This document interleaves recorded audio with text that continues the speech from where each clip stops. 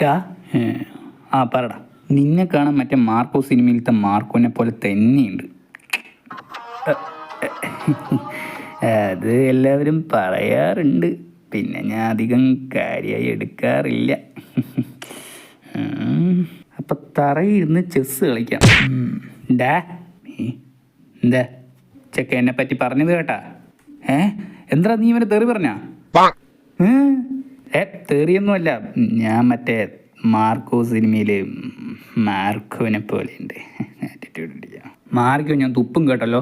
ഓ ആ punch correct മാരിനെ പോലെ തന്നെയുണ്ട്. കണ്ണാടി കൂളിംഗ് ഗ്ലാസ് ഉണ്ടായിരുന്നു, എടുത്തിട്ട് വരായിരുന്നു.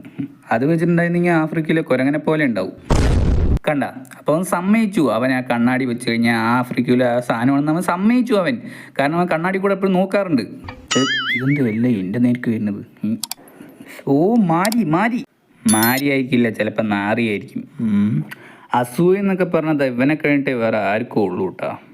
ഓ നേരത്തെ എന്നെ മാർക്കോ എന്ന് പറഞ്ഞപ്പോൾ നീ എന്താ രോമാഞ്ചമാണോ അടിച്ചത്? രോമാഞ്ചമല്ല, രോമമൊക്കെ ചത്തുപോയി. ഇനിയൊക്കെ പുതിയത് പിടിപ്പിക്കേണ്ടി വരും.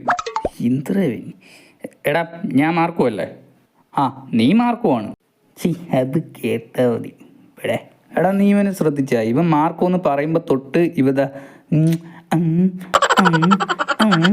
ഇങ്ങനെയൊക്കെ ചെയ്തുകൊണ്ടിരിക്കുകയാണ്. അവൻ്റെ വിചാരം ആറ്റിറ്റ്യൂഡ് മാൻ എന്നാണ്. 1000 പേര് വന്നാലും ഒറ്റയ്ക്ക് നിന്ന് നേരിടുന്നവനാണ് മാർക്കോ. അതാണ് ഇവിടെ കഴിഞ്ഞ ആവശ്യം നേസർ പിള്ളേൻ്റെ ഉപ്പുമാവ് തട്ടിപ്പറിച്ചിട്ട് അവന്മാൻ്റെ നിന്ന് അടി കൊണ്ടവനല്ലടാ നീ. ഇവിടെ നിന്നാൽ രോമാഞ്ചം കൊള്ളാൻ പറ്റത്തില്ല. വാടാ, നമുക്ക് വേറെ എവിടേക്കും പോവാം. അതായിരിക്കും നല്ലത്. വാ, ഞാനും വരാം. നീ എവിടേക്കാണ് വരുന്നത്? ഞാൻ എവിടേക്ക് പോയാലും ഇവനെന്തിൻ്റെ അട്ടനെ പോലെ ഒട്ടിയിരിക്കുന്നു? അതിനെ അട്ട ഒട്ടാറില്ല, ചോര പിടിക്കാറാ പതിവ്. മെണ്ടെ നാളെ തന്നെ ഇവിടുന്ന് രാജ്യം വിടണം.